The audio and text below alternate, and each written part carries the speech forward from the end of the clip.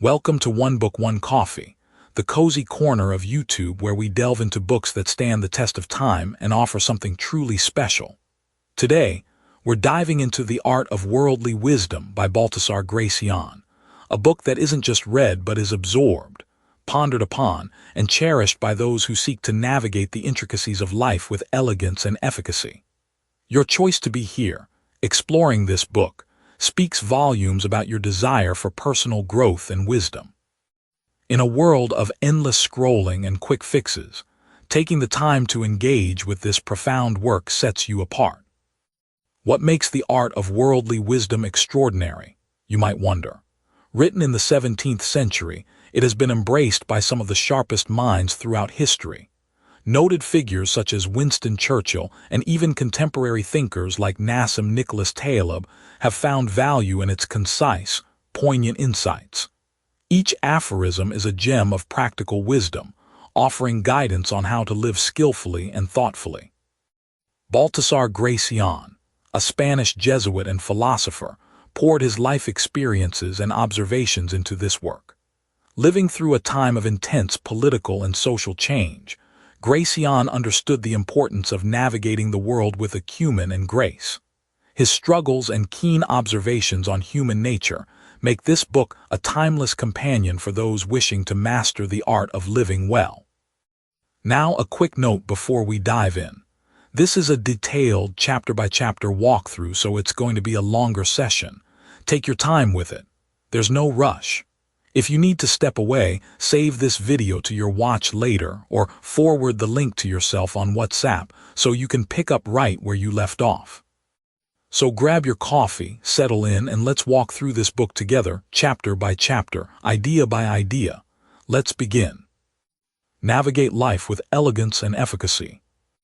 Baltasar Gracián was a Spanish Jesuit and philosopher who lived in the 17th century. His work reflects a deep understanding of human nature and the intricacies of social interaction, influenced by the political and social upheavals of his time. Gracián's personal experiences and philosophical insights drive the timeless wisdom encapsulated in The Art of Worldly Wisdom. Picture yourself sitting in a bustling coffee shop, watching the ebb and flow of conversations around you. At one table, someone's sharing intimate details of their breakup with a near stranger. At another, a business executive is quietly listening, absorbing every word before responding with surgical precision. Which person do you think commands more respect? Which one holds more power in their relationships? Gracián would tell you without hesitation that it's the listener, the one who understands the profound art of discretion. Now, when we talk about discretion, we're not talking about being a wallflower or someone who never speaks up. Think about this for a moment. Discretion isn't silence born from fear or lack of confidence. Instead, it's the sophisticated understanding of when your words will have maximum impact and when silence will serve you better. It's like being a master chef who knows exactly when to add salt to enhance the flavor, rather than dumping the entire shaker and ruining the dish. Gracián lived in a world where a misplaced word could cost you your position at court, your reputation, or even your life. But here's what's fascinating. His insights about discretion are perhaps even more relevant in our hyperconnected age. Think about how many careers have been derailed by a thoughtless tweet. How many relationships have crumbled because someone couldn't resist sharing that one piece of gossip? Or how many opportunities have been lost because someone revealed their hand too early in negotiations? Let me paint you a picture that Gracián would have appreciated. Imagine you're in a team meeting where your colleague is passionately presenting an idea that you know has a fundamental flaw. The discretionary person doesn't immediately jump in to point out the error in front of everyone. Instead, they wait, they observe the room's dynamics, and they choose the right moment and the right setting to address the issue constructively. Maybe it's a private conversation afterward. Maybe it's a well-timed question that guides the presenter to discover the flaw themselves.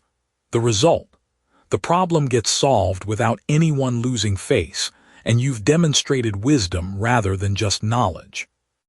Now consider the opposite approach. We've all witnessed that person who feels compelled to correct every minor detail, who shares every thought that crosses their mind, who treats every conversation like a competition to prove their intelligence. These individuals might be knowledgeable, but they rarely achieve the influence they seek. Why? Because they've missed the fundamental truth that Gracián understood. People don't just want to know that you're smart. They want to feel that you understand them and the situation at hand. Here's where Gracián's wisdom becomes almost mystical in its power. He suggests that discretion is like holding a deck of cards close to your chest, not because you're being deceptive, but because revealing your entire hand too early removes your ability to respond strategically to whatever unfolds. Think about the most influential people you know personally or have observed from afar. They tend to be excellent listeners who speak with intentionality. When they do speak, people lean in because they've learned that these individuals don't waste words. But let's get practical about this. How does discretion play out in our daily lives? Consider your social media presence. The discretionary person doesn't feel compelled to share every opinion about every trending topic. They understand that their digital footprint is a form of communication that extends far beyond the moment they hit post. They ask themselves, will this add value? Will this serve my relationships and goals? Or am I just feeding a need for immediate validation? In romantic relationships, discretion manifests as understanding when your partner needs space to process, when they need advice versus just a listening ear, and when bringing up that sensitive topic will be productive versus destructive. It's recognizing that timing in relationships is everything, and that sometimes the most loving thing you can do is hold your tongue and create space for the other person to find their own way to what needs to be said. In professional settings, discretion might mean not immediately sharing that brilliant idea in a brainstorming session if you sense the team isn't ready to hear it, or if presenting it later in a different context would give it better chances of being implemented. It's understanding that being right isn't always about being first to speak the truth. Gracián would remind us that discretion is ultimately about power, not power over others, but power over ourselves and our circumstances. When we master the art of strategic communication, when we learn to read rooms and timing and emotional undercurrents, we become the kind of people others seek out for advice, partnership, and leadership. We become individuals who can navigate complexity with grace, who can influence without forcing, who can lead without dominating. As we close this exploration of discretion, remember that this wisdom isn't about becoming calculated or inauthentic. Rather, it's about developing the emotional intelligence and strategic thinking that allows your authentic self to show up in the most effective way possible, creating deeper connections and more meaningful impact in every aspect of your life. Picture this. You're sitting in a crowded coffee shop, watching the world go by through the window, and you notice something fascinating. Two people can look at the exact same scene and see completely different things. One person sees opportunity where another sees obstacle. One sees beauty where another sees chaos. This isn't just about having different opinions. This is about the fundamental power that Gracián calls the cornerstone of all worldly wisdom, the ability to see things as they truly are, not as we wish them to be or fear them to be. Gracián opens this exploration with a story that feels surprisingly modern. He tells us about a courtier who spent years misreading the political winds at court, always backing the wrong horse, always missing the subtle signals that others picked up effortlessly. This man wasn't unintelligent, quite the opposite. He was educated, well-spoken, even charming. But he lacked what Gracián calls the eye of understanding, that rare ability to pierce through appearances and see the underlying reality of any situation. Now, think about this in your own life. How often have you walked into a meeting and completely misread the room? How many times have you sent a text message that was perfectly clear to you but completely misunderstood by the recipient? We live in a world where perception is everything, yet we rarely stop to question whether our perceptions are accurate. Gracián understood this challenge 3.5 centuries ago, and his insights feel more relevant today than ever. The Spanish master makes a crucial distinction that changes everything. There's a difference between looking and seeing, between hearing and listening, between knowing facts and understanding truth. He uses the metaphor of a mirror, not just any mirror, but one that's been polished to perfection. Most of us, he suggests, are looking at the world through a clouded glass, distorted by our hopes, fears, prejudices, and past experiences. The wise person learns to clean that mirror constantly. But here's where Gracián gets really practical, and this is what I love about his approach. He doesn't just tell us to see clearly and leave us hanging. He gives us specific techniques, mental tools that we can use right now. First, he talks about the power of stepping outside yourself. Imagine you're giving advice to a friend facing your exact situation. Suddenly, the emotional fog lifts, doesn't it? You can see options and obstacles that were invisible when you were trapped inside your own perspective. Consider how this plays out in our digital age. We're bombarded with information, but how much of it do we actually perceive accurately? Gracián would be fascinated by social media, where everyone is presenting a carefully curated version of reality. The person posting vacation photos might be drowning in debt. The colleague sharing inspirational quotes might be struggling with depression. The ability to see past these surfaces, to read between the lines of human behavior, becomes more valuable than ever. Gracián also warns us about one of perception's greatest enemies, wishful thinking. He tells the story of a merchant who kept seeing signs that his failing business was about to turn around, interpreting every small positive as proof that success was just around the corner. Meanwhile, he ignored the clear signals that his approach wasn't working. We do this constantly. We see what we want to see, especially when the truth is uncomfortable. The flip side is equally dangerous: catastrophic thinking. Some people have such a talent for seeing problems that they miss genuine opportunities. Gracián calls this the pessimist's curse, being so focused on what could go wrong that you can't recognize what's going right. The key is developing what he calls balanced sight, neither rose-colored glasses nor dark-tinted ones, but clear vision that can handle both good news and bad news with equal accuracy. Here's a modern example that would have delighted Gracián. Think about how we perceive technology. Some people see every new app or platform as a revolutionary breakthrough that will change everything. Others see every innovation as a threat to human connection and authentic living. The wise person learns to see both the genuine benefits and the real risks, making decisions based on evidence rather than emotion. Perhaps most importantly, Gracián teaches us that clear perception is not a passive skill. It requires active effort and constant practice. Just as a musician must tune their instrument before each performance, we must tune our perception daily. This means questioning our assumptions, seeking out different perspectives, and remaining humble about what we think we know. As we move forward in our exploration of worldly wisdom, remember that everything else builds on this foundation. You can't make good decisions with bad information, and you can't gather good information without clear perception. The ancient Spaniard knew that in a world full of mirrors and smoke, the person who sees clearly holds all the cards. Picture this. You're sitting across from a master chess player, watching them deliberate over their next move. Their hand hovers over a piece, but they don't rush. They breathe, they consider, they wait. That pause, that moment of deliberate control, is worth more than all the brilliant moves that might follow.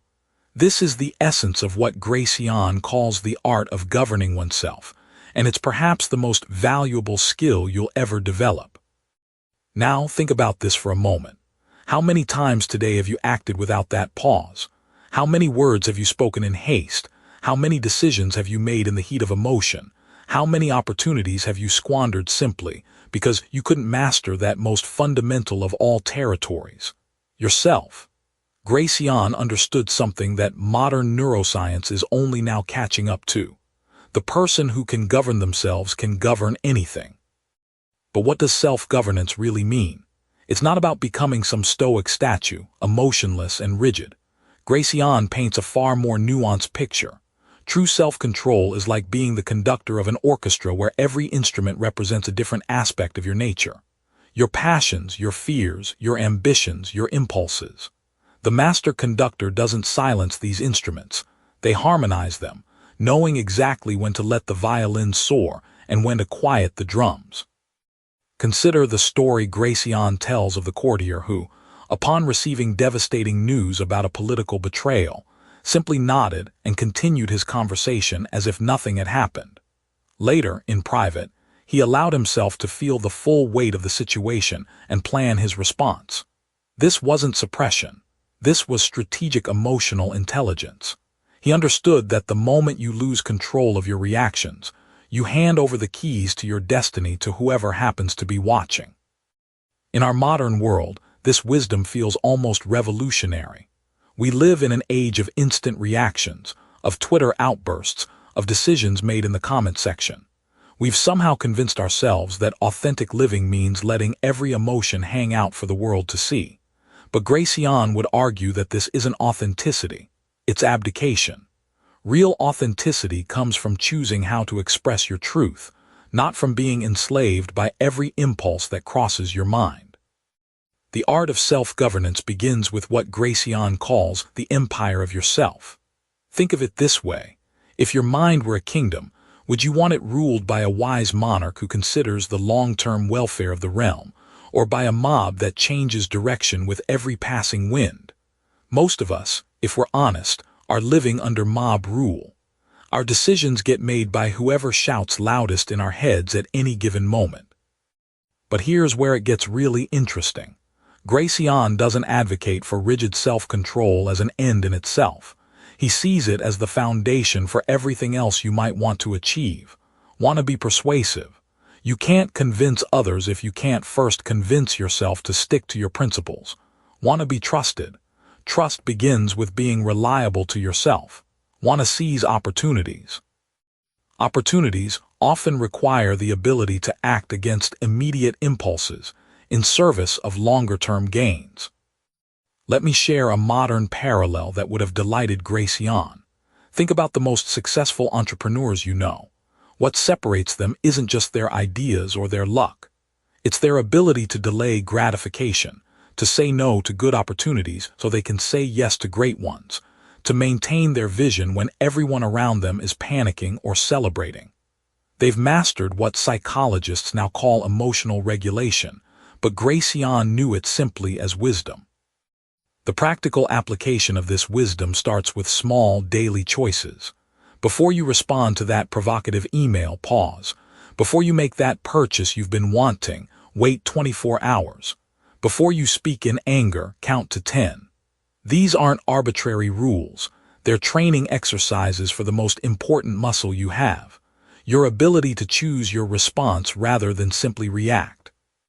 Gracián also understood that self-governance isn't about perfection, it's about recovery. The master of themselves doesn't never fall, they fall gracefully and rise quickly. They understand that every moment offers a new choice, a fresh opportunity to align their actions with their deeper intentions.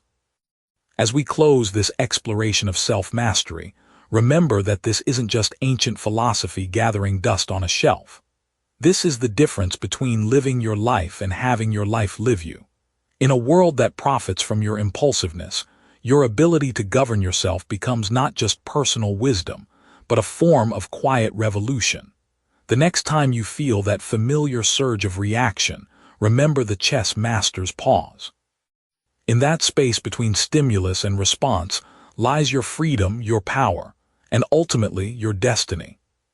Picture this. You're sitting across from a friend who's just landed their dream job, and you ask them what made the difference. 9 times out of 10, they'll tell you about something they learned, some skill they picked up, or some insight they gained that set them apart from everyone else. This isn't coincidence. It's the timeless principle that Baltasar Gracián understood centuries ago when he wrote about the transformative power of continuous learning. Gracián lived in a world where knowledge was power in the most literal sense, where a single piece of information could elevate a peasant to advisor or topple a nobleman from grace. But here's what's fascinating. His insights about learning feel more relevant today than ever before. In our age of rapid technological change, where entire industries can be disrupted overnight, the ability to continuously acquire new knowledge isn't just advantageous, it's essential for survival. Think about it this way. Gracián saw knowledge as a kind of compound interest for the soul. Just as money grows exponentially when reinvested, every piece of knowledge you acquire builds upon everything you've learned before, creating an ever-expanding foundation of wisdom. He wasn't talking about cramming facts into your head like a student before an exam. No, he was describing something much more profound: the cultivation of a learning mindset that transforms how you see and navigate the world. Now consider how this plays out in modern life. Take someone like Reed Hastings, the founder of Netflix. When he started the company, he was essentially in the DVD by mail business. But instead of clinging to that model, he continuously learned about streaming technology, consumer behavior, and content creation. Each new piece of knowledge built upon the last, allowing him to pivot and transform Netflix into the entertainment giant we know today. This is Gracián's principle in action: knowledge as a living, breathing force that adapts and grows. Gracián had a beautiful way of describing the learned person. He said they were like a well-stocked pharmacy, always having the right remedy for whatever situation arose. Isn't that a wonderful metaphor? When you commit to continuous learning, you're essentially building your own internal pharmacy of solutions, insights, and perspectives. The more diverse your knowledge, the better equipped you are to handle life's unexpected challenges. But here's where Gracián gets really interesting. He warns against the trap of shallow learning. You know those people who can quote statistics about everything, but understand nothing deeply? Gracián saw right through this centuries before the internet made it epidemic. He distinguished between those who collect information like trinkets and those who cultivate wisdom like gardeners. The difference isn't in how much you know, but in how well you can apply what you've learned to real situations. Think about this for a moment. In our digital age, we have access to more information than any generation in human history, yet many people feel more confused and uncertain than ever. Why? Because they've confused information consumption with knowledge acquisition. Gracián understood that true learning requires reflection, practice, and the ability to connect seemingly unrelated ideas. It's not enough to read about leadership. You need to practice it, fail at it, and learn from those experiences. The Spanish court where Gracián lived was notorious for its intrigue and rapid changes in fortune. One day you could be the king's favorite, the next you could be exiled or worse.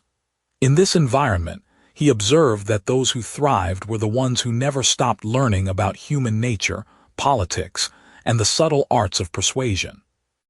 They read widely, conversed with diverse people, and constantly updated their understanding of how the world worked.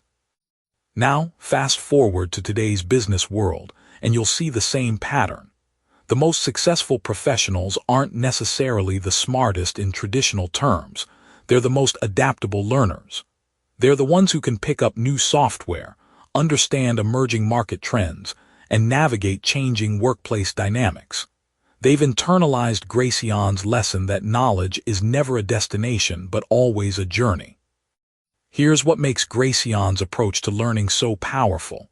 He understood that knowledge without wisdom is like a sword without skill, potentially dangerous and certainly ineffective. He advocated for what we might now call meta-learning, learning how to learn, understanding your own cognitive processes, and developing the judgment to know what's worth learning and what isn't. As we wrap up this exploration of knowledge's value, remember that Gracián's ultimate message wasn't about becoming a walking encyclopedia. It was about developing the intellectual agility to thrive in an uncertain world. Whether you're navigating a 17th century Spanish court or a 21st century startup, the principle remains the same. Those who never stop learning are the ones who shape their destiny rather than being shaped by it. The question isn't whether you have time to learn, it's whether you can afford not to. Picture this. You're sitting in a cafe, watching the barista work their magic. They don't just throw hot water over coffee grounds whenever they feel like it. No, they wait for the exact right temperature, the precise moment when the beans release their deepest flavors. Too early and you get weak, disappointing coffee. Too late and you've burned away all the good stuff. This, my friend, is exactly what Gracián understood about life itself when he wrote about the art of perfect timing. You know, there's something almost mystical about watching someone who truly understands timing in action. Think about the greatest comedians you've ever seen. What makes them brilliant isn't just what they say, but when they say it. That perfectly placed pause before the punchline, the split second of silence that makes the entire room lean forward in anticipation. Gracián would have loved this analogy because he understood that wisdom without timing is like having a beautiful song played at the wrong tempo, completely ineffective, sometimes even harmful. Now, here's where Gracián gets really fascinating.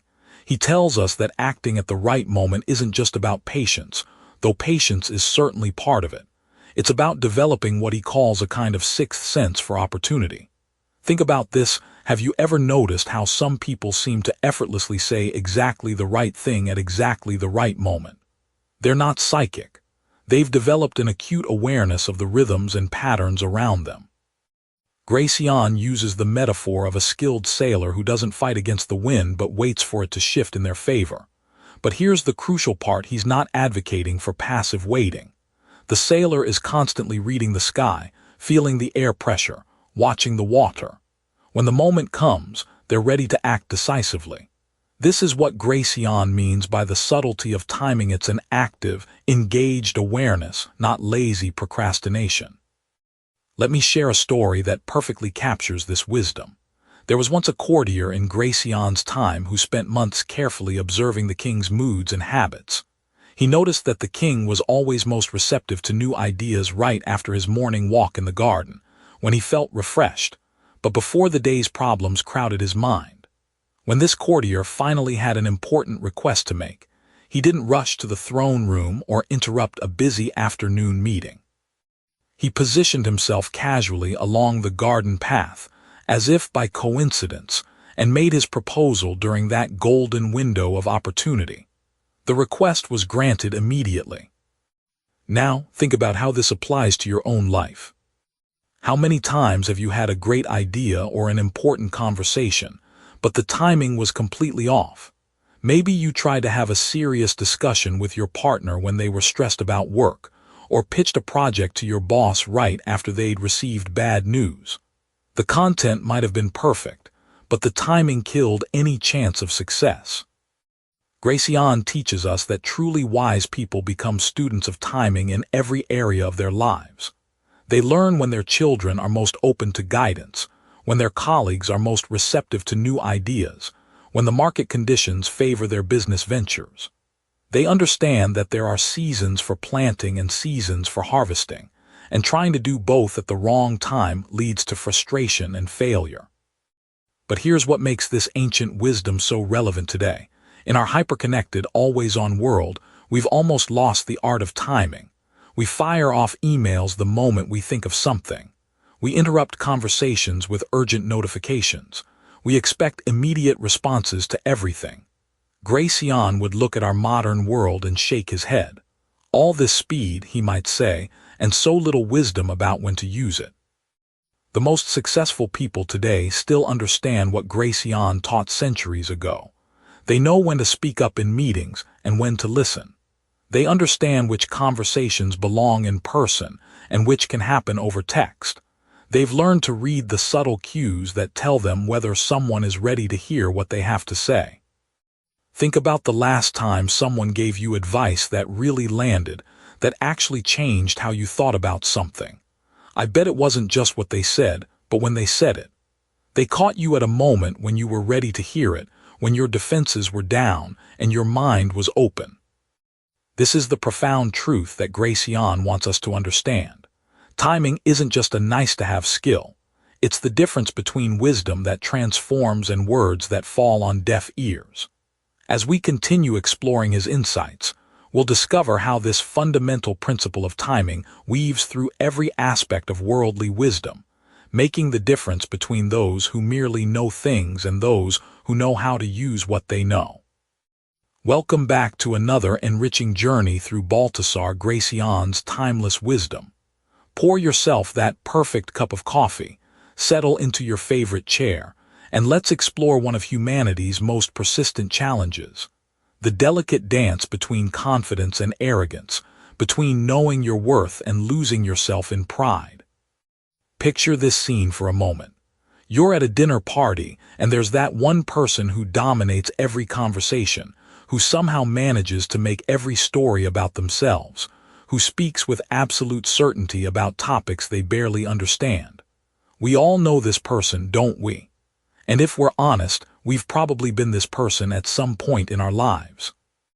Gracián, writing over 3 centuries ago, understood this human tendency with remarkable clarity, and his insights feel as fresh today as they did in 17th century Spain. The Spanish Jesuit begins his exploration of pride with a simple yet profound observation: arrogance is perhaps the fastest way to transform admirers into enemies. Think about this for a moment.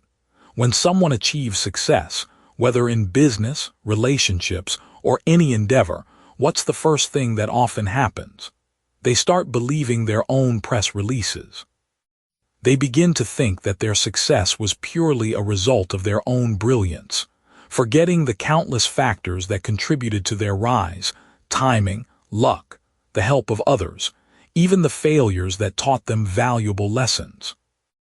Gracián tells us that pride is like a poison that seeps into the soul gradually. You don't wake up one morning suddenly arrogant. Instead, it creeps in through small victories, through compliments that go to your head, through moments when you start believing you're the exception to every rule. He uses the metaphor of a climber who, having reached a modest peak, forgets to look up and see the towering mountain still ahead. The view from a small hill can be intoxicating, but it's nothing compared to what lies beyond. Now, here's where Gracián's wisdom becomes particularly relevant to our modern world. In an age of social media, where we curate our lives for public consumption and measure our worth in likes and followers, the temptation toward arrogance has multiplied exponentially. Every post becomes an opportunity to showcase our successes. Every achievement becomes content for our personal brand. But Gracián would warn us that this constant self-promotion is a dangerous game. The more we believe in our own carefully crafted image, the further we drift from genuine wisdom and authentic connection with others. The Master offers us a beautiful antidote to this poison of pride, the practice of intellectual humility. He suggests that truly wise people approach each day as students, not teachers. They listen more than they speak, question more than they assert, and remain genuinely curious about the world around them. Imagine how different our workplaces, our families, and our communities would be if we all embraced this mindset. Instead of entering conversations with the goal of proving our intelligence, we might actually learn something new. Gracián shares a particularly striking insight about the relationship between knowledge and humility. He observes that the wisest people he's known are often the most aware of what they don't know. It's like looking at the night sky. The more you learn about astronomy, the more you realize how vast and mysterious the universe really is. In contrast, those with limited knowledge often speak with the greatest certainty, like someone who's seen only their own neighborhood but speaks as an expert on the entire world. The practical implications of this wisdom extend far beyond personal character development. In leadership, for instance, arrogance can be absolutely devastating. History is littered with leaders who became so enamored with their own success that they stopped listening to advisors, stopped adapting to changing circumstances, and ultimately led their organizations or nations to ruin. Think of any corporate scandal or political downfall you've witnessed. How many began with leaders who believed they were above the rules that governed everyone else? But Gracián doesn't advocate for false modesty or self-deprecation. There's a crucial difference between humility and weakness, between confidence and arrogance. True humility, he suggests, comes from a place of genuine strength. It's the security of knowing your own worth without needing to diminish others or constantly prove yourself. It's like a master craftsman who takes pride in their work without feeling the need to belittle other craftsmen. As we wrap up this exploration of pride and humility, consider this challenge from Gracián's teachings. Tomorrow, in your interactions with others, try approaching each conversation with genuine curiosity rather than a desire to impress. Notice how this shift changes not only how others respond to you, but how you feel about yourself. The paradox of humility is that the less we try to appear wise, the wiser we often become. The less we demand respect, the more naturally it flows toward us. This timeless wisdom reminds us that in a world obsessed with personal branding and self-promotion, the quiet strength of genuine humility stands out like a beacon, drawing others toward us and opening doors that arrogance would forever seal shut. Picture yourself standing at the edge of a cliff, looking down at a raging river below. There's a narrow bridge ahead, but the winds are fierce and unpredictable. Do you rush across boldly, trusting your speed to carry you through? Or do you wait, studying every gust, every sway of the bridge until the perfect moment reveals itself? This, my friend, is the eternal dance between caution and boldness that Gracián masterfully explores in what he calls the Art of Prudence. Now you might be thinking, prudence sounds like something my grandmother would lecture me about. But hold on. Gracián isn't talking about the kind of timid, overcautious behavior that keeps you paralyzed in your comfort zone. He's describing something far more sophisticated and powerful. Think of prudence as the wisdom to know when to strike and when to wait, when to speak up and when to stay silent, when to take that leap and when to step back and reassess. Consider this scenario that probably feels familiar. You're in a meeting at work, and your boss presents an idea that you know has serious flaws. Everyone else is nodding along enthusiastically. What do? The bold approach might be to immediately speak up and point out the problems. The overly cautious approach would be to stay silent and let disaster unfold. But true prudence, that's finding the right moment, the right words, and the right approach to share your concerns in a way that actually gets heard rather than dismissed. Gracián tells us that the truly wise person is like a skilled chess player, always thinking several moves ahead. They don't just react to the current situation, they anticipate how their actions will ripple outward. But here's where it gets interesting. Unlike the stereotype of the calculating, cold strategist, Gracián's prudent person isn't paralyzed by overthinking. They've developed what we might call calibrated courage. Let me share a story that perfectly illustrates this principle. There was once a young courtier in Gracián's time who desperately wanted to advance his position. He watched as other ambitious men either charged ahead recklessly, making enemies and burning bridges, or hung back so cautiously that opportunities passed them by entirely. This young man chose a different path. He studied the personalities and motivations of those around him. He learned when the king was most receptive to new ideas, which nobles held real influence behind the scenes, and how to present himself as both reliable and innovative. He didn't rush, but he also didn't hesitate when the right moments came. Within a few years, he had risen further than his more aggressive or more timid peers.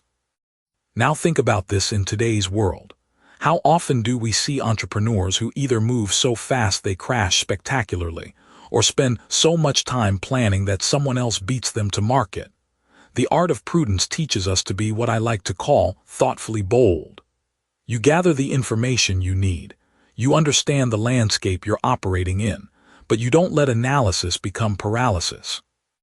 Gracián emphasizes that true prudence requires what he calls reading the room with almost supernatural skill. This means understanding not just what people say, but what they mean.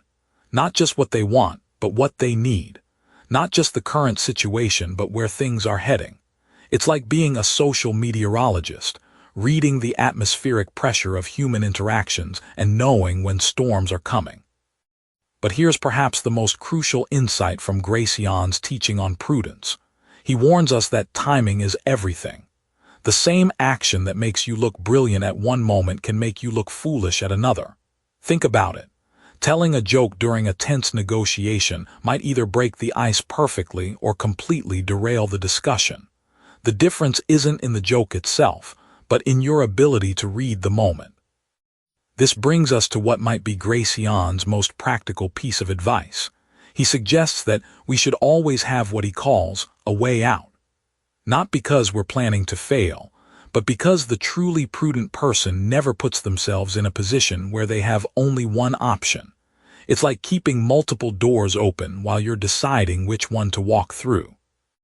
As we wrap up this exploration of prudence, remember that Gracián isn't advocating for a life of constant calculation and manipulation.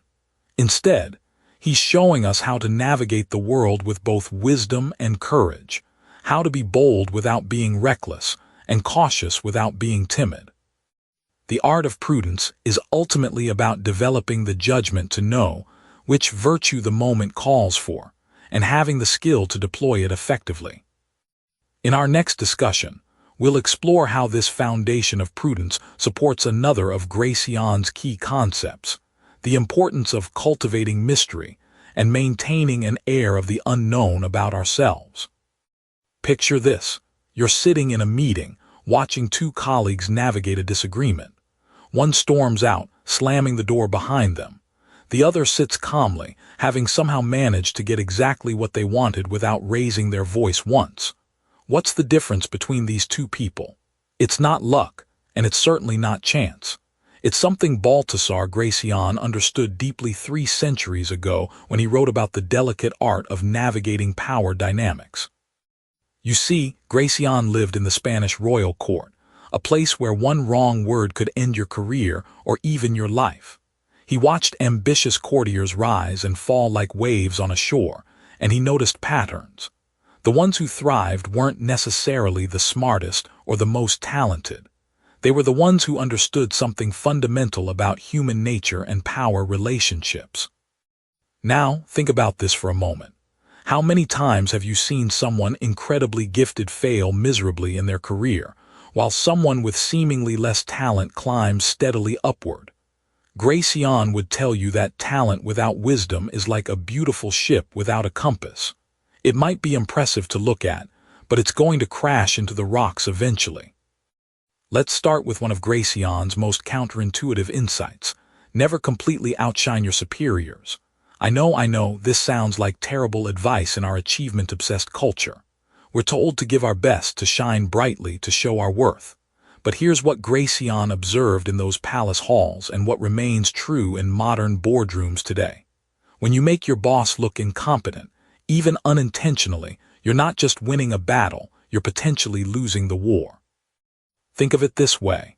Imagine you're a brilliant analyst who consistently delivers reports that are so insightful they make your manager's contributions look pedestrian.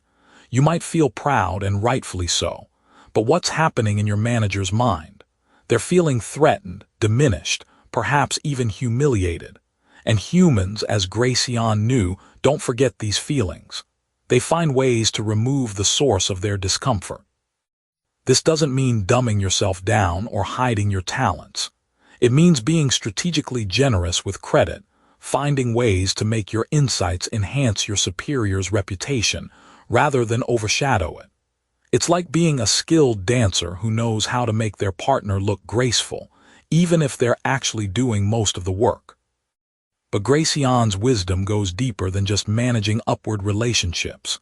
He understood that power is like water. It flows in complex patterns, and you need to read those currents carefully.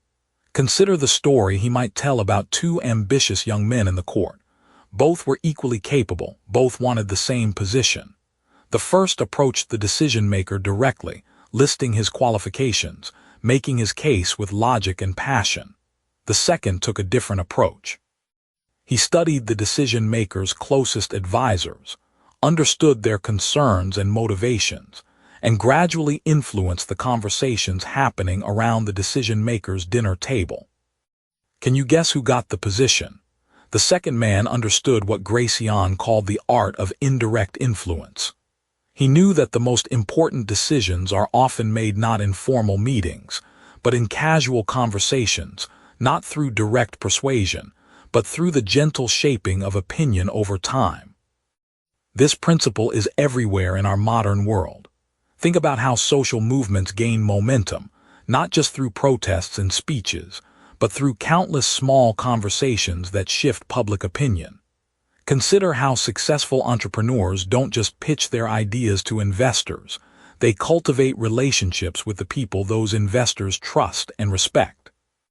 Now, here's where Gracián's advice gets really interesting. He warns against what we might call emotional transparency in power dynamics. This doesn't mean being dishonest or manipulative, but rather understanding that showing all your cards, all your feelings, all your intentions can actually work against you. There's a story from the Spanish court about a nobleman who desperately wanted a particular appointment. He made his desire so obvious, so public, that he became vulnerable. His enemies knew exactly where to strike, and his friends began to see him as needy rather than worthy. The lesson here isn't to be cold or calculating, but to maintain what Gracián called noble reserve. It's the difference between being an open book and being mysterious. Mystery creates respect, while oversharing can diminish your perceived value. Think about the most influential people you know. They probably share their thoughts and feelings selectively, maintaining an air of depth that draws others in rather than overwhelming them. As we close this exploration of Gracián's insights into power dynamics, remember this. Understanding these patterns isn't about becoming manipulative or losing your authenticity. It's about becoming more skillful in your interactions, more aware of the subtle currents that shape every relationship. In our next conversation, we'll dive into how Gracián's wisdom can help us build genuine influence while staying true to our values. Welcome back to our journey through Baltasar Gracián's timeless wisdom. I hope you've got your coffee ready, because today we're diving into something that might just transform how you think about success and influence. We're exploring what Gracián calls the influence of character, and specifically, how building a reputation through integrity becomes the foundation of all genuine power and respect. Now picture this with me for a moment. You walk into a room, and before you even speak, people already know what you stand for. There's something about your presence that commands respect, not because of your title or your wealth, but because of something deeper, something that radiates from within. That's the power of character that Gracián is talking about, and it's perhaps the most overlooked secret of lasting influence in our modern world. Gracián lived in 17th century Spain, but he understood something that's even more relevant today than it was then. In our age of social media, instant communication, and global connectivity, your reputation travels faster and farther than ever before. Think about this. When someone mentions your name in a room you're not in, what do people say? That response, that immediate association, that's your character speaking for you when you can't speak for yourself. The Spanish philosopher tells us that integrity isn't just about being honest, though that's certainly part of it. It's about creating what he calls a consistency of being. Imagine your character as a fine wine that gets better with age, but only if the grapes were good from the beginning. You can't fake vintage character, and you can't rush its development. Every interaction, every decision, every moment when you think nobody's watching, these are the ingredients that create the wine of your reputation. Let me share a story that perfectly illustrates this principle. There was once a merchant in Gracián's time who was known throughout the region not for having the cheapest goods or the most elaborate storefront, but for something much simpler. If he said a bolt of cloth was 20 yards, it was exactly 20 yards. If he promised delivery on Tuesday, the goods arrived on Tuesday. If he said the quality was excellent, you could count on it being excellent. Word of his reliability spread like ripples in a pond, and soon, nobles and commoners alike would travel great distances just to do business with him.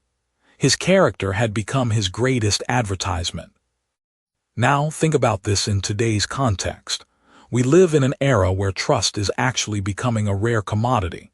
Corporate scandals break weekly, politicians make promises they don't keep, and social media is filled with carefully curated facades that often hide disappointing realities. In this landscape, authentic integrity doesn't just make you stand out, it makes you absolutely magnetic. Gracián warns us about something particularly relevant to our digital age. He says that character is like a shadow, it follows you everywhere. But unlike your physical shadow, it can grow larger or smaller based on the light you choose to stand in. Every tweet you send, every email you write, every promise you make or break, these are the lights that either illuminate your integrity or cast it into darkness.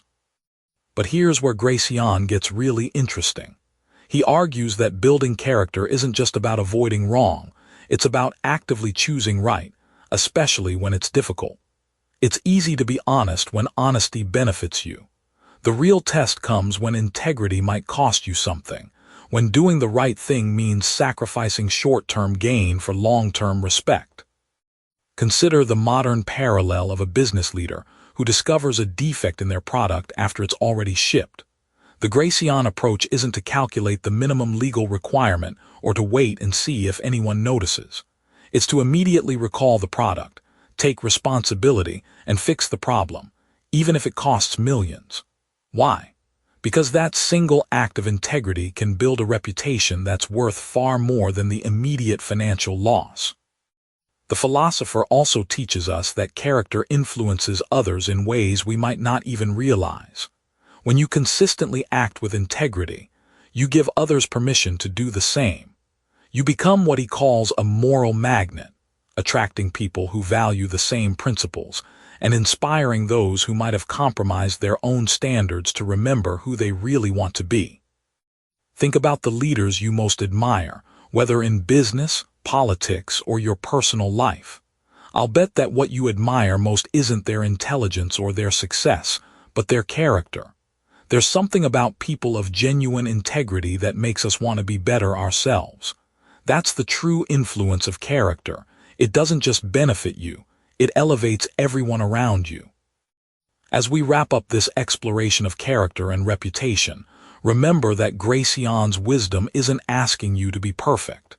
It's asking you to be authentic, consistent, and committed to growth. Your character is the one thing that truly belongs to you, the one asset that no economic downturn can diminish and no competitor can steal. Next time, we'll explore how Gracián's insights on timing and patience can help you navigate the complexities of modern decision-making. Until then, let your character speak for itself. Picture this scene with me for a moment.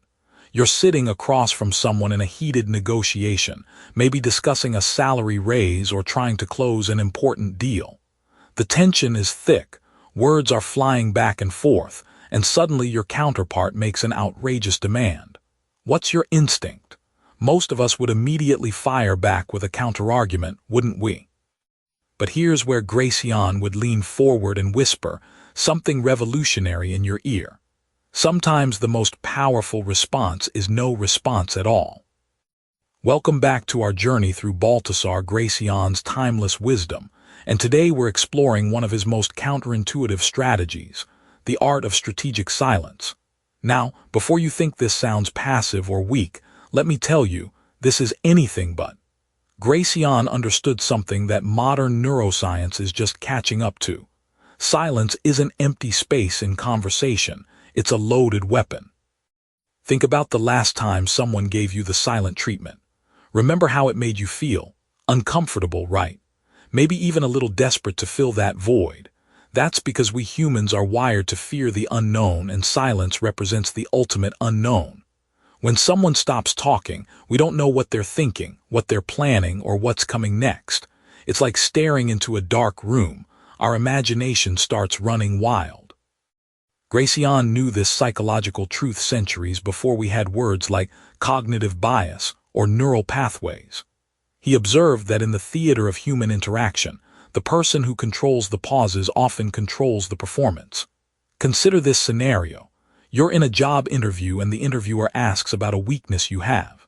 Instead of immediately launching into a rehearsed answer about how your perfectionism is actually a strength, which, let's be honest, fools no one, What if you paused? What if you took a moment, looked thoughtful, and then gave a genuinely reflective response? That pause signals depth, consideration, wisdom. But Gracián's strategy goes deeper than just creating dramatic effect. He understood that silence serves as a mirror, forcing others to reveal more about themselves than they intended. Have you ever noticed what happens when you don't immediately respond to someone's statement?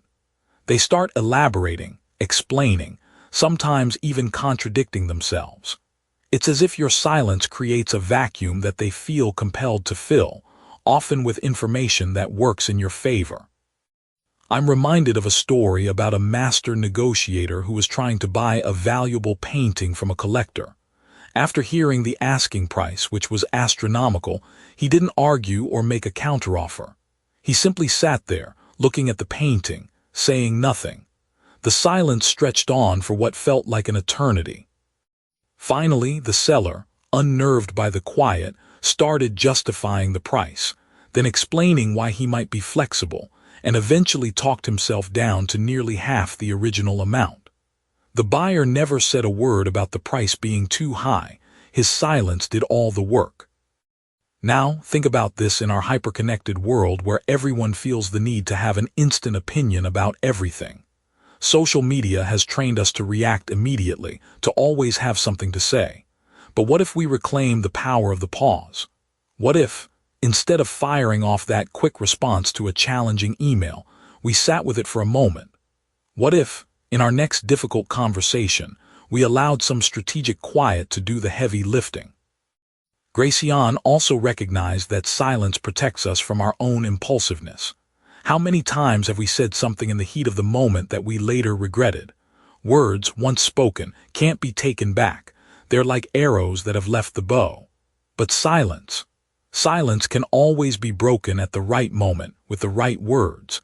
It's the ultimate insurance policy against saying too much or saying the wrong thing.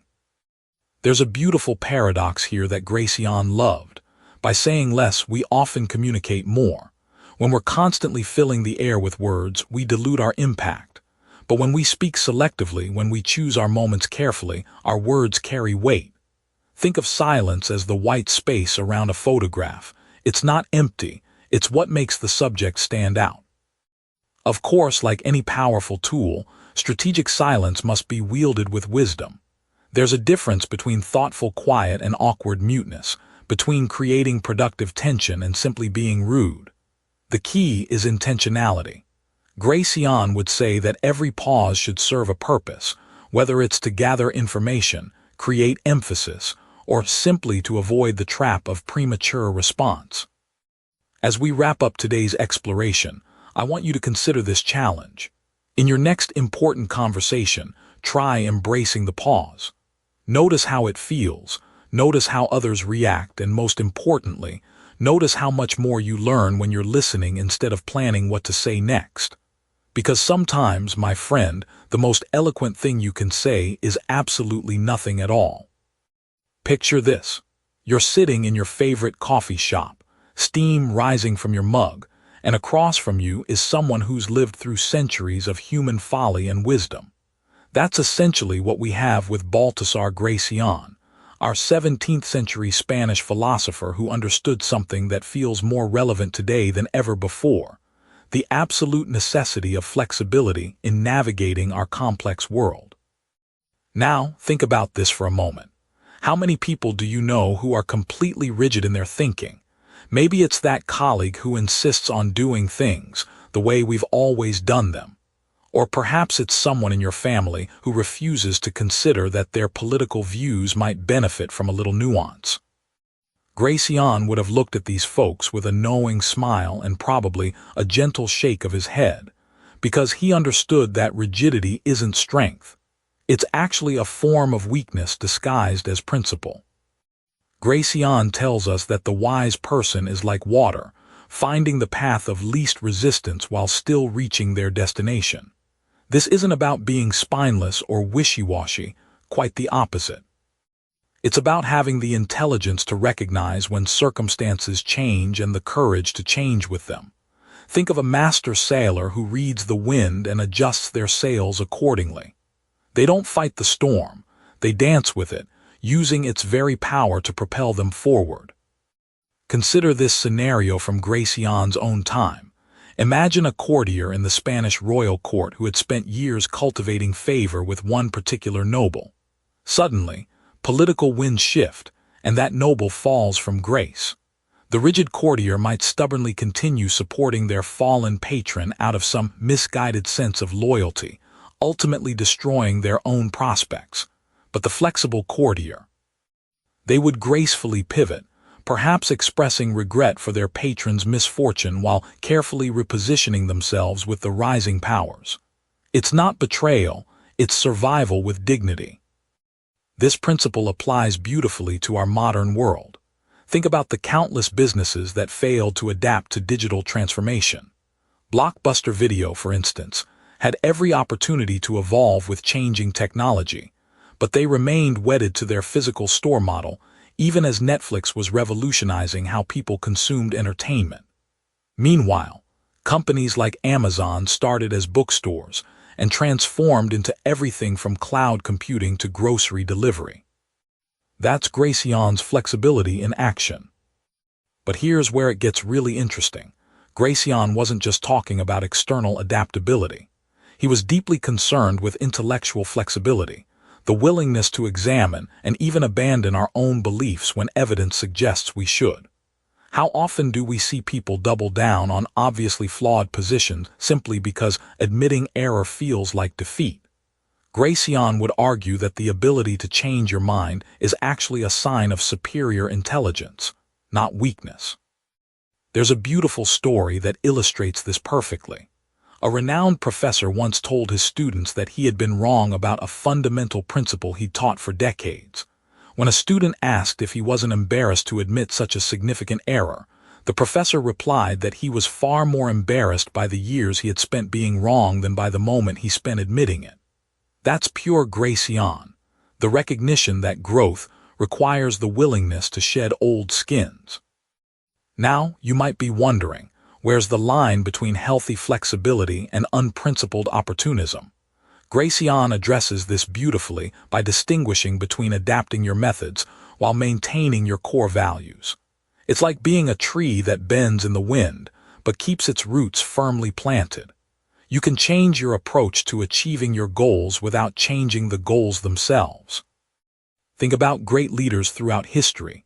They weren't the ones who stubbornly stuck to a single strategy, regardless of circumstances. Lincoln adapted his approach to preserving the Union as the Civil War evolved. Churchill modified his tactics as World War II progressed. Modern examples abound too. Successful entrepreneurs pivot their business models. Effective parents adjust their parenting styles as their children grow, and wise individuals modify their career paths as industries transform.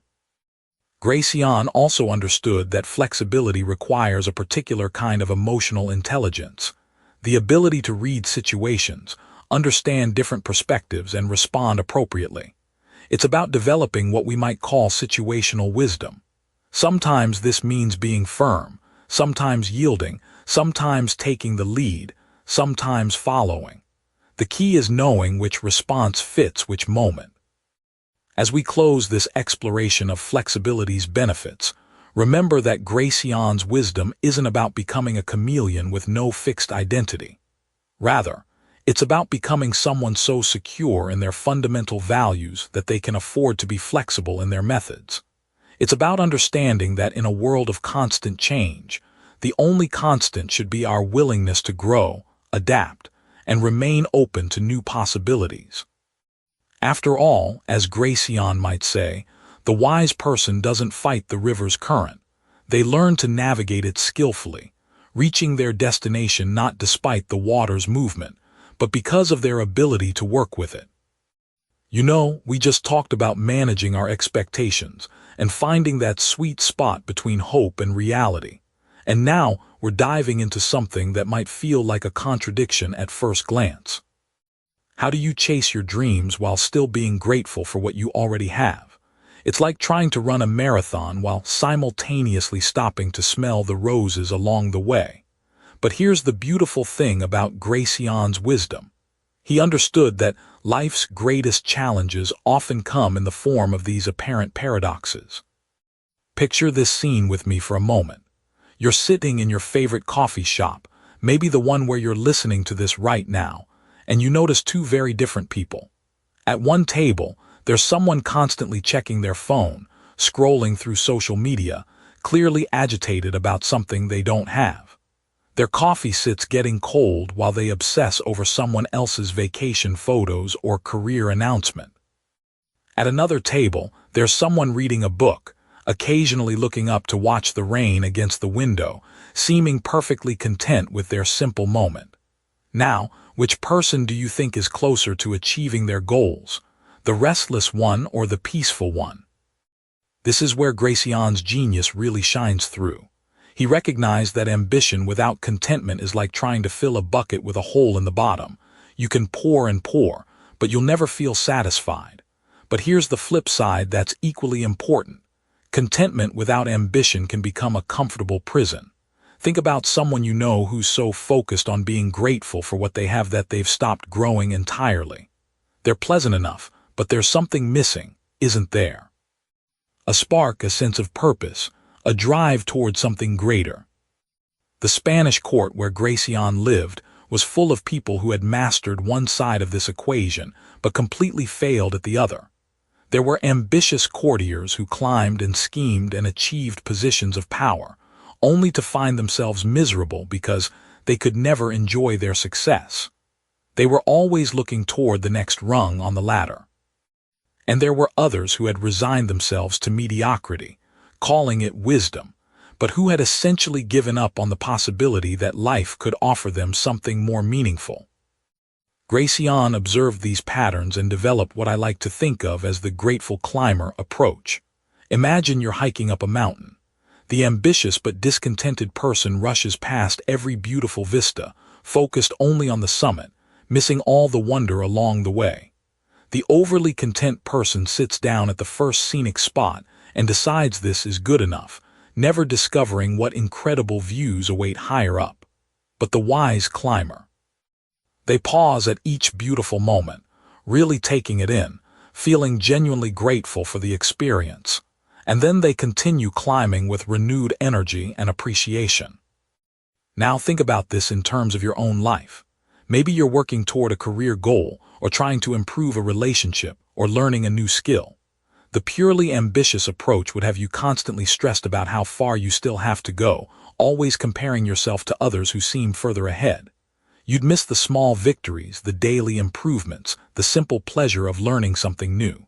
But the overly content approach might have you saying, well, I'm fine as I am, why should I push myself? And while there's nothing wrong with self-acceptance, there's also something tragic about never discovering what you're truly capable of. Gracián suggests something much more sophisticated. He talks about holding two truths simultaneously: deep appreciation for your current circumstances and excited anticipation for what's possible. It's like being a gardener who can genuinely admire the beauty of this season's flowers while already planning next year's even more spectacular garden. The key insight here is that gratitude actually fuels better ambition, not the other way around. When you truly appreciate what you have, you're operating from a place of abundance rather than scarcity. This changes everything about how you pursue your goals. Instead of grasping and desperate energy, you bring patient confidence. Instead of bitter competition with others, you focus on becoming the best version of yourself. Instead of the anxiety that comes from feeling like you're not enough as you are, you have the security that comes from knowing you're already valuable, already worthy, already enough, and that any achievements are simply bonus gifts.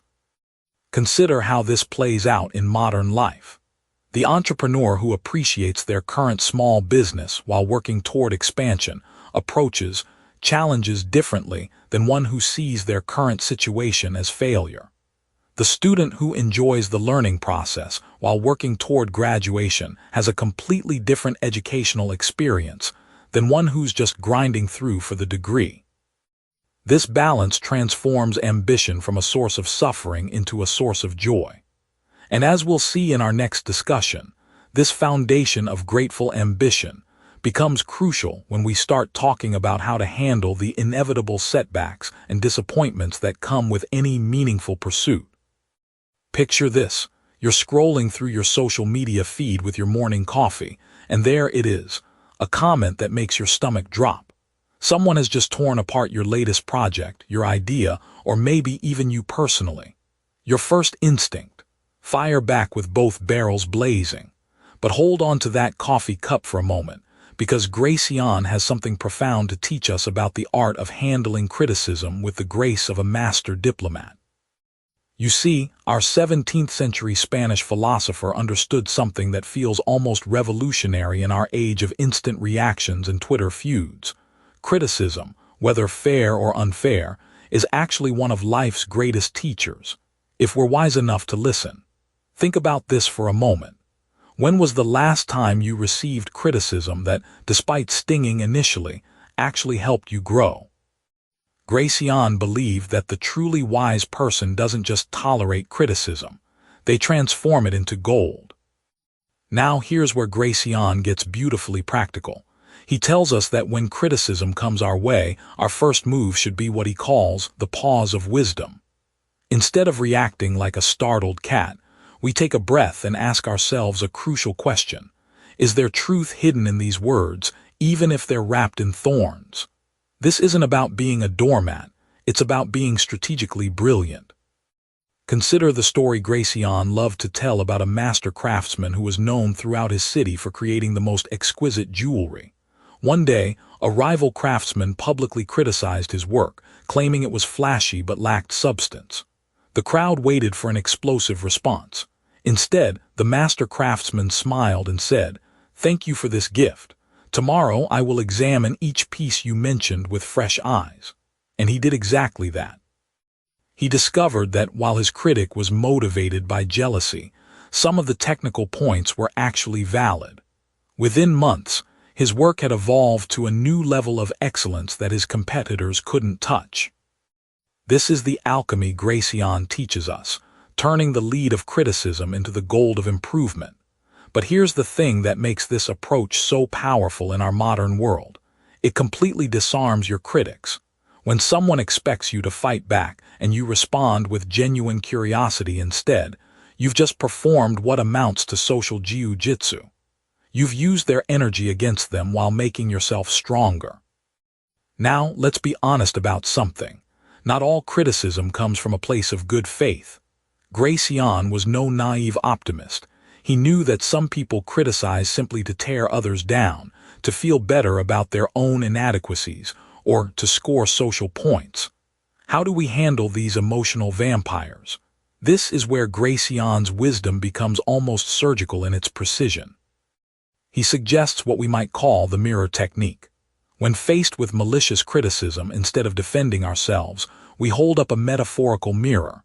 We respond with something like, "I can see this topic brings up strong feelings for you. What experiences have shaped your perspective?" Suddenly, the conversation shifts from you defending yourself to them having to explain their motivations. It's like verbal aikido. You redirect their force rather than meeting it head-on.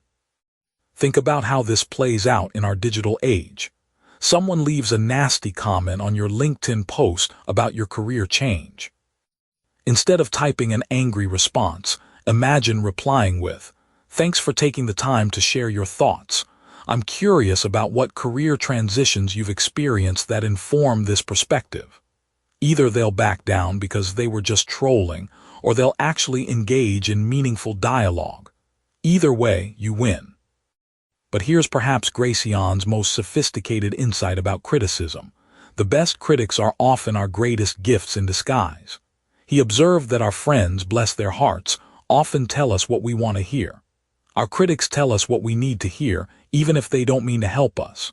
A harsh review of your restaurant might sting, but if 3 different customers mention the same issue, that's not criticism.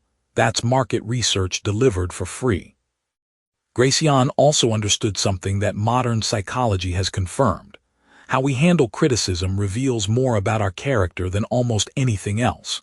When we respond with curiosity rather than defensiveness, with grace rather than aggression, we signal to the world that we're secure enough in ourselves to learn and grow. This, in turn, attracts better opportunities, stronger relationships, and more respect than any perfect performance ever could. As we close this chapter on dealing with critics, remember that every master of any craft has faced their share of criticism. The difference between those who thrive and those who merely survive often comes down to this simple choice. Will you use criticism as a weapon against yourself, or as a tool for your advancement? Gracián's wisdom suggests that the critics who challenge us today might just be the sculptors helping to reveal the masterpiece we're becoming tomorrow. Picture this. You're sitting in your favorite coffee shop, watching the world go by through the window, when suddenly you notice something interesting. Maybe it's a conversation at the next table about a job opening, or perhaps you overhear someone mention they're looking for exactly the kind of service you provide. That moment, that split second when opportunity presents itself, is what Baltasar Gracián understood better than almost anyone in the 17th century. And here's the thing that might surprise you about this Spanish Jesuit philosopher. His insights about seizing opportunities feel more relevant today than ever before. Gracián had this fascinating way of observing human nature, almost like he was that person in the coffee shop who notices everything. He understood that life doesn't hand us opportunities on a silver platter with a handwritten note saying, "This is your big break." Instead, opportunities often arrive disguised as problems, wrapped in uncertainty, or hidden behind what looks like ordinary moments.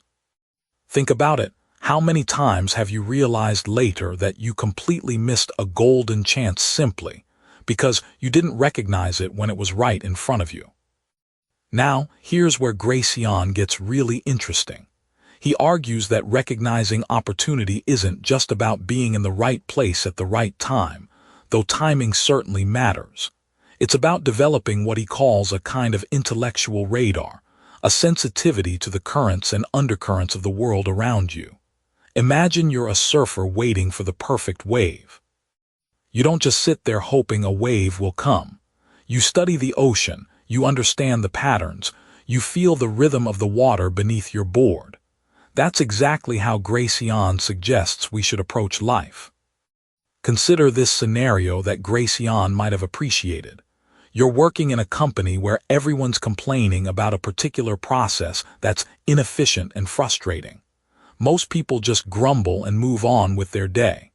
But what if you're the person who sees that frustration as a roadmap to opportunity? What if you're the one who takes the time to understand the problem deeply and comes up with a solution? Suddenly, that universal complaint becomes your pathway to recognition, advancement, or even starting your own business. Gracián was particularly brilliant at understanding the psychology of timing. He knew that even the best opportunity in the world becomes worthless if you act too early or too late. Think about it like cooking. You can have the finest ingredients, the perfect recipe, but if you take the bread out of the oven too soon or leave it in too long, you've ruined everything. The same principle applies to career moves, relationships, investments, even simple daily decisions. There's an art to sensing when the moment is ripe, and Gracián suggests this comes from careful observation and what he calls prudent patience. But here's something really fascinating about his approach. Gracián doesn't advocate for reckless opportunism. He's not suggesting you should jump at every chance that comes your way. Instead, he talks about developing the wisdom to distinguish between genuine opportunities and mere distractions. In our modern world of endless possibilities and constant stimulation, this discernment becomes even more crucial. Every day, we're bombarded with what look like opportunities, new apps promising to change our lives, investment schemes guaranteeing quick returns, career pivots that seem exciting but lack substance. Gracián would probably look at our social media age and smile knowingly. He understood that real opportunities often require us to look beyond the obvious, beyond what everyone else is chasing. While the crowd is rushing toward what appears to be the main event, the wise person is often finding value in what others have overlooked. It's like being at a garage sale, where everyone's fighting over the obviously valuable items, while you quietly discover a genuine antique hidden in a box of random objects. The Spanish philosopher also recognized something that modern psychology has confirmed. Our brains are naturally wired to focus on immediate, obvious rewards while missing subtle but potentially more valuable opportunities. He suggests we need to train ourselves to see patterns, to notice what others miss, to value potential over immediate gratification. This might mean having conversations with people others dismiss, reading books in fields outside your expertise, or paying attention to industries that aren't currently trendy but show underlying strength. As we wrap up this exploration of Gracián's wisdom about seizing opportunities, remember that he's ultimately teaching us about developing a more sophisticated relationship with uncertainty and possibility. In a world that often feels chaotic and unpredictable, his insights offer us a way to move through life with greater intentionality and awareness.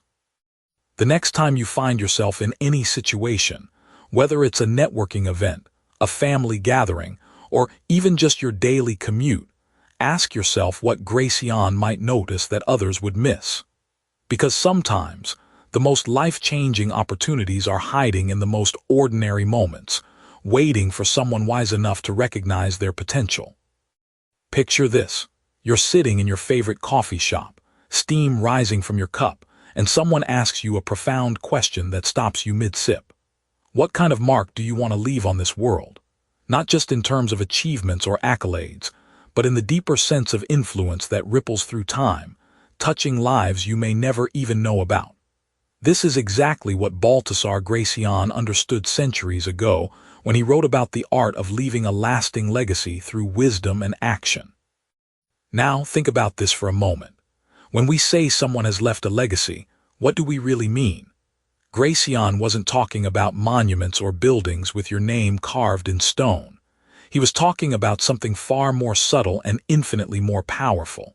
The way your wisdom and actions continue to influence the world long after you've left the room, or even long after you've left this earth entirely. Gracián tells us that true influence begins with understanding a fundamental truth about human nature. People don't remember what you said as much as they remember how you made them feel and think.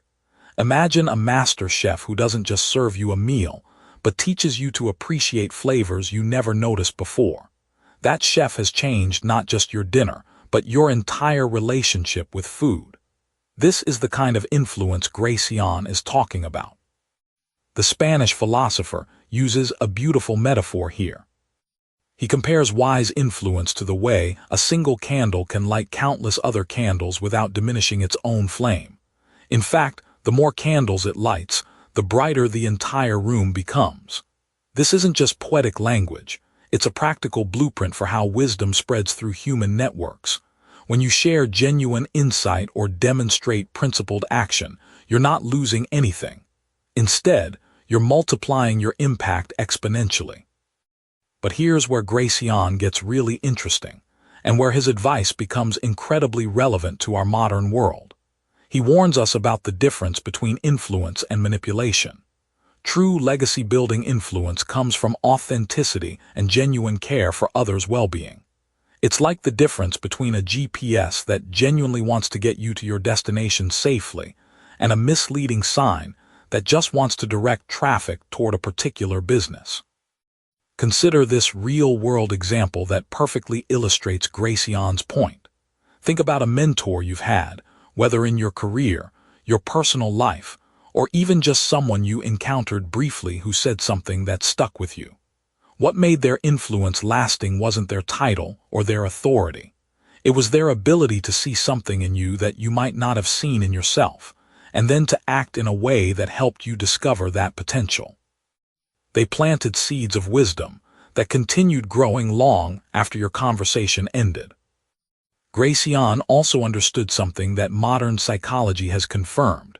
People are far more likely to be influenced by what they discover for themselves than by what they're told directly. The wisest influencers don't lecture. They ask the right questions. They create situations where others can have their own insights. It's like being a gardener who doesn't force flowers to bloom, but creates the perfect conditions for natural growth to occur. Now, here's where this gets practical for those of us living in the 21st century. We're constantly bombarded with people trying to influence us through social media, advertising, and endless streams of content. But how much of this influence will matter a year from now, let alone a decade? Gracián would say that most of it is like cotton candy. It seems substantial in the moment, but it dissolves quickly and leaves nothing nutritious behind. Real legacy-building influence, according to Gracián, has three key characteristics. First, it's based on genuine wisdom, not just clever words or trendy ideas. Second, it's expressed through consistent actions that align with stated values. And third, it's motivated by a genuine desire to contribute something valuable to the world, not just to advance personal interests. Think about the people who have had lasting influence on human civilization. Whether we're talking about scientists, artists, teachers, or even that neighbor who always seemed to know exactly what to say during difficult times, their legacy wasn't built on grand gestures or viral moments. It was built on the accumulation of wise choices, authentic relationships, and actions that demonstrated their values rather than just proclaimed them. The beautiful irony that Gracián points out is this: the people who try hardest to build a legacy often fail to create lasting influence, while those who focus on being genuinely helpful and wise often discover that their influence extends far beyond anything they could have planned or imagined.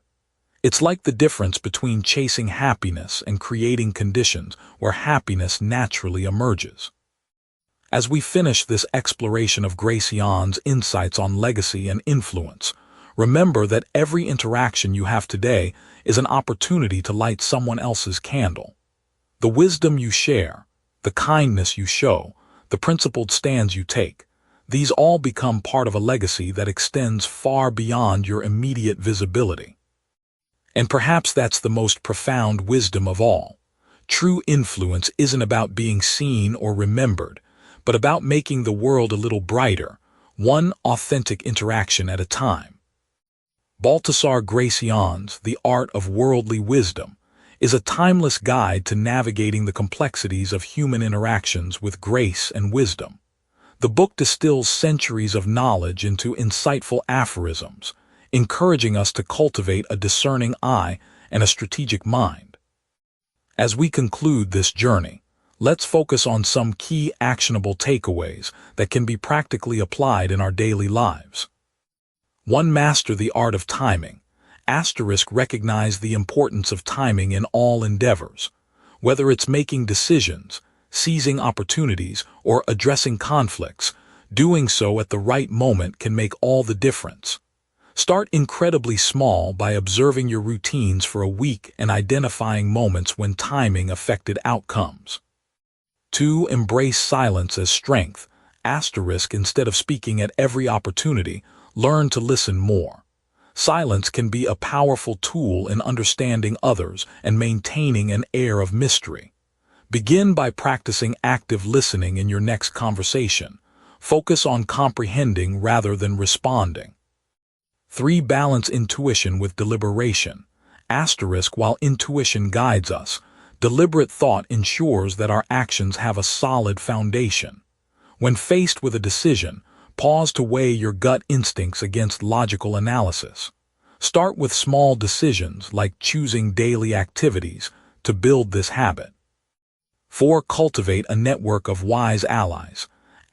Surround yourself with individuals who offer diverse perspectives and advice.